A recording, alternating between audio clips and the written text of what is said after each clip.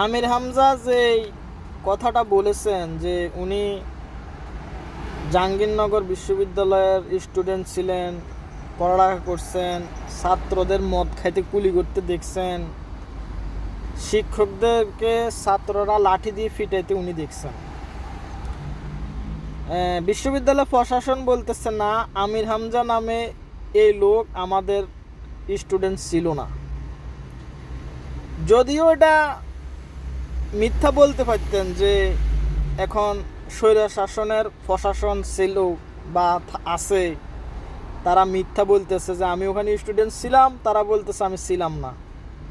এখন তার এ কথা বলতে পারবেন না, কারণ আপনার বক্তৃতাতে আপনি বলছেন যে বিশ্ববিদ্যালয়ের আনাসে কোনাসে মাটি ফুজিতে এখন জামাত শিবির, তারপরে প্রশাসনের সব হইল জামাত শিবিরের লোক। আপনারা নিজে বলছেন যে 25টা পদের মধ্যে 23টা 21টা পদে শিবিরে পাস করছে। তাহলে ওখান থেকে যে খবরটা আসছে বা বলতেছে যে আপনি এটা মিথ্যা কথা, আপনি অসত্য কথা আপনি মিডিয়াতে প্রচার করতেছেন, তার মানে ওখানে এগুলো আপনাদেরই লোক, এটা মিথ্যা হওয়ার কোনো চান্স নাই। তার মানে আপনি মৃত্যু, ঠিক আছে?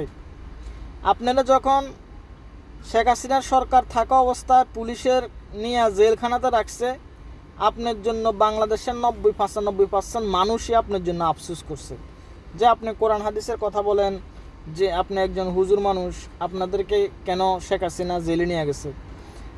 আসলে আপনাদের আচরণের কারণে মানুষ আপনাদের থেকে অনেক সময় বিভ্রান্ত হয়ে যায় যে আপনারা এই ধরনের উদ্ভট কথাবার্তা বলেন, মিথ্যা কথাবার্তা বলেন মানুষকে হাসাবার জন্য।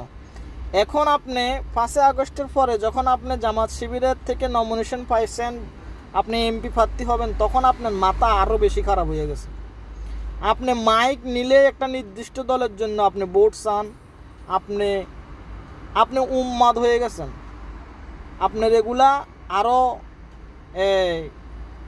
বোঝার দরকার আছে যে আমি কিন্তু এখনও ক্ষমতায় চলে যাই নাই। আপনি একজন আলোচনা করবেন কোরআন হাদিস নিয়ে, না ওখানে যাই আপনি রাজনীতি নিয়ে আলোচনা করি। একটা নির্দিষ্ট দলের জন্য আলোচনা করতেছেন, কিন্তু আপনি আপনার বড় একটা অংশ যারা আপনাকে ভালোবাসে কোরআন হাদিসের কথা বলার কারণে, তাদের থেকে আপনি হাসির পাত্র হয়ে যেতেছেন। এই জিনিসটা আপনার বোঝার দরকার আছে।